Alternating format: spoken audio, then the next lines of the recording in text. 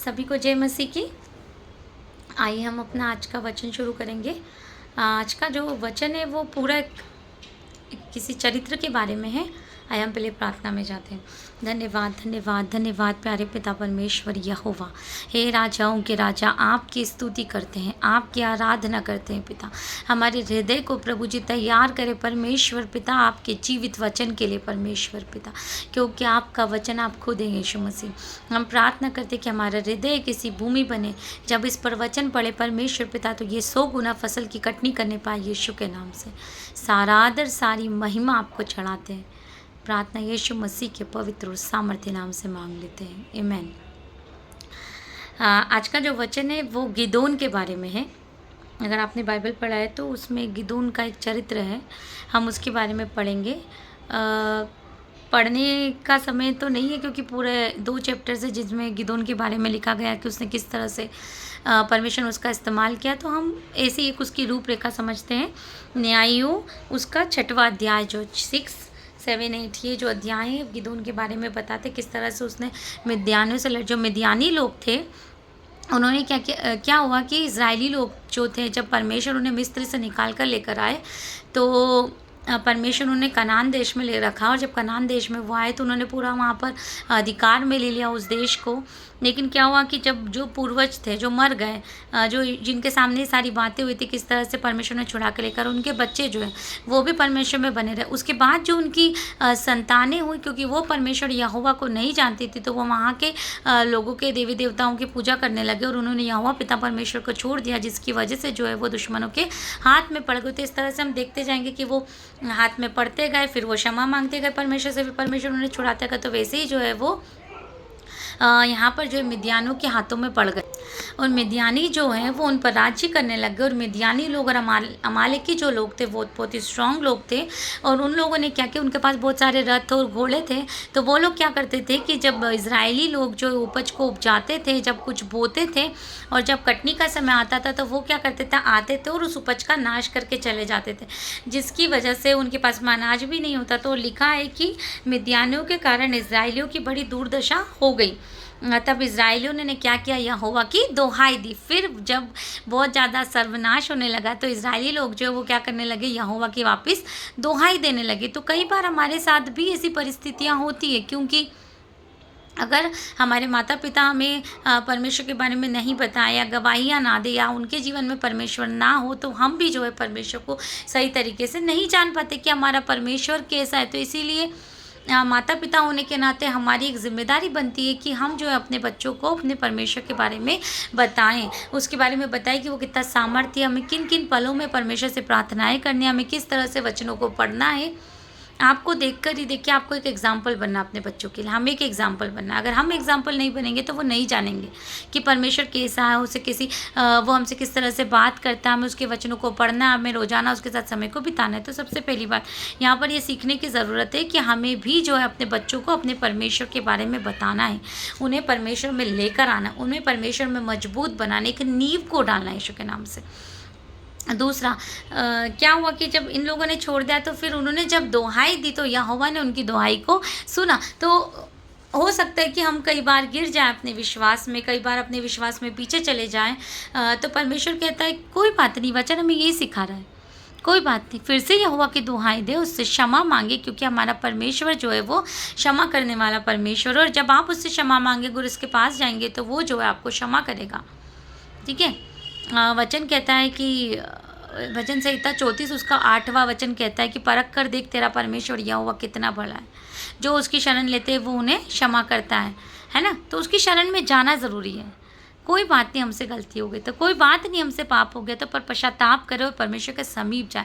ना जाना गलत है, शत्रु यही चाहता है कि हम परमेश्वर के समीप ना जाए, क्योंकि वो अच्छे से जानता है कि हमारा परमेश्वर जो हमसे प्रेम करता है और जब हम उसके पास जाएंगे तो वो हमें क्षमा करेगा और हमें स्वीकार कर लेगा। अब यहाँ पर क्या हुआ कि जब ऐसा हुआ तो गिदोन जो है वो दाखरस के कुंड में जो है थोड़े से गेहूँ को फरक रहा था। जैसा मैंने बताया कि मिद्यानी लोग आकर ले जाते थे, नाश कर देते थे। तो वो दाख कुंड में एक रोंदने वाली जगह पर बिल्कुल एक ऐसी परिस्थिति में जहाँ पर वो बहुत ज़्यादा डरा हुआ था और डर कर और छुपा हुआ एक व्यक्ति जो है वो उस गेहूँ को छान रहा है कि बचा कर रख लें, है ना। और वहाँ पर परमेश्वर का स्वर्गदूत गिदोन को जो है वो दर्शन देता और कहता है, हे शूरवीर सुरमा। आप न्यायों का अध्याय 6 पढ़ेंगे और उसका 12वां वचन। उसको यहोवा के दूत ने दर्शन देकर कहा, हे शूरवीर सुरमा, यहोवा तेरे संग है। आप यहाँ पर समझे, एक ऐसी परिस्थिति जहाँ पर हम डरे हुए हैं, ऐसी परिस्थिति जहाँ हम दुश्मन से छुप रहे हैं, एक ऐसी परिस्थिति जहाँ पर हमें ऐसा लगता है कि ये जो मेरा जीवन निर्वाह करने के लिए मुझे खाने की ज़रूरत है, इसको भी मुझे छुपा कर रखना पड़ेगा वरना शत्रु आकर इसे ले जाएगा। और ऐसी परिस्थिति में परमेश्वर यहोवा आपसे कह रहे हैं, मुझसे ये बात कह रहे हैं कि हे शूरवीर सुरमा।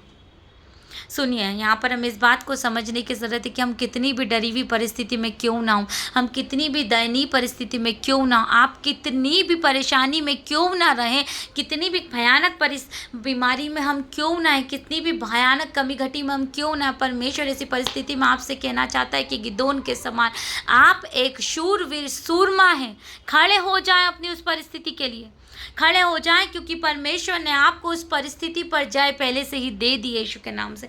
आगे हम कहेंगे तो वो कहता है कि अगर यहोवा हमारे साथ होता और अगर मैं शूरवीर सूरमा होता तो हमारी ये परिस्थिति नहीं होती। परमेश्वर से कहते हैं कि जा अपनी इसी शक्ति पर खड़े हो जा, मैं मिद्यानियों को तेरे हाथों में दे दूंगा यीशु का। और आगे जब हम आप इन चैप्टर्स को पढ़ेंगे तो परमेश्वर ने सिर्फ और सिर्फ 300 लोगों के द्वारा गिदोन को मिद्यानियों पर जो है जय दिलाया। आप पढ़ेंगे, इतना अद्भुत है, ये इतना अद्भुत है कि आप जानेंगे।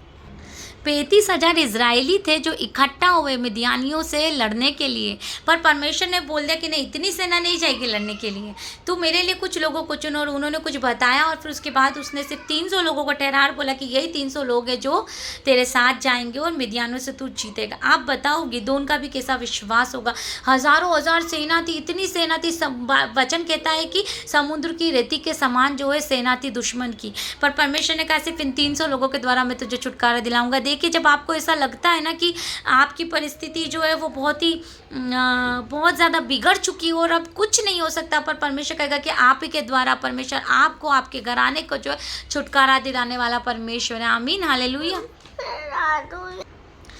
परमेश्वर अपनी महिमा किसी को नहीं देते। गिदोन ने 35,000 लोगों को इकट्ठा करा था सेना के रूप में, पर परमेश्वर बोले कि नहीं, सिर्फ 300 लोग जो है परमेश्वर ने चुने और उन्हीं के द्वारा जो उन्होंने मिद्यानियों को गिदोन के हाथ में, इस्राएलियों के हाथों में दे दिया। आपकी भी परिस्थिति, आपको ऐसा लगता होगी कि बहुत बड़ी, पर परमेश्वर के लिए एक पल की बात है।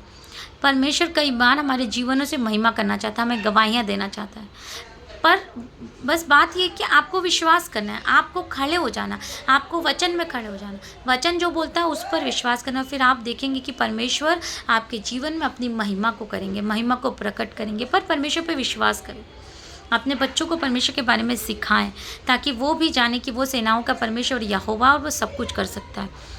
अपने जीवन में परमेश्वर को जगा दें। जैसे गिदोन ने हर एक परिस्थिति में विश्वास किया और एक डरी हुई परिस्थितियों में उठ खड़ा हुआ। जब परमेश्वर ने उसे शूरवीर सूरमा कहा तो उसको परमेश्वर ने नाम पहले दिया, उसके अंदर सामर्थ्य बाद में आया। ऐसे ही प्रभु आज आपसे भी कह रहे कि आप एक शूरवीर सूरमा, आपके घर में, आपके बच्चों के लिए आप एक शूरवीर सूरमा, आपके परिवार के लिए आप एक शूरवीर सूरमा है। खड़े हो जाएं, अपने परिवार के लिए खड़े हो जाएं, अपने पति के लिए खड़े हो जाएं, अपने बच्चों के लिए, अपने माता पिता के लिए खड़े हो जाएं, अपने परिवार के लिए, अपने पूरे घराने के लिए आप खड़े हो जाएं।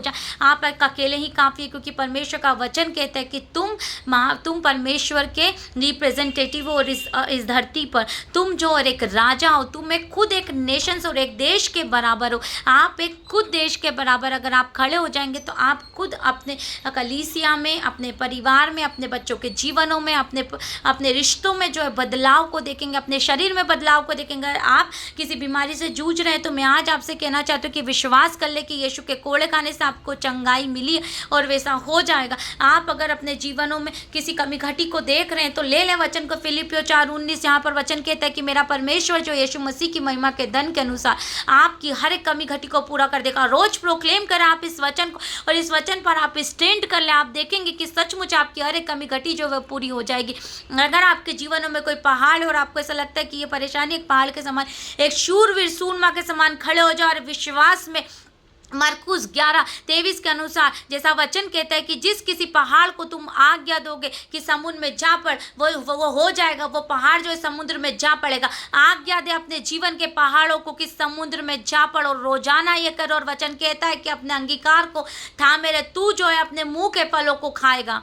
और आप देखेंगे कि जैसे जैसे जो आपका अंगीकार होगा उसी को आप अपने अपनी वास्तविकता में देखेंगे यीशु के नाम से। पर कई बार जो है हमारे अंगीकार ही गलत होते हैं।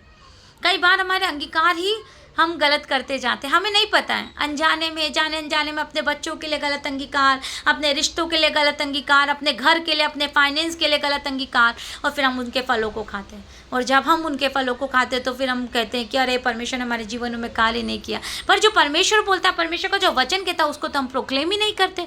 तो हम कैसे कह सकते हैं कि परमेश्वर हमारे जीवन में कार्य नहीं कर रहा है? उसने हमें ये जीवित वचन दिया। देखिए, अगर आप अपने जीवन में बदलाव चाहते हैं, अगर मैं अपने जीवन में बदलाव चाहती हूँ, तो हमारी फाउंडेशन जो है इस वचन पर होना चाहिए। हमें इस वचन को खाना है, ये हमारा भोजन होना चाहिए यीशु के नाम से। आमीन, हालेलुया। आइए हम प्रार्थना करेंगे।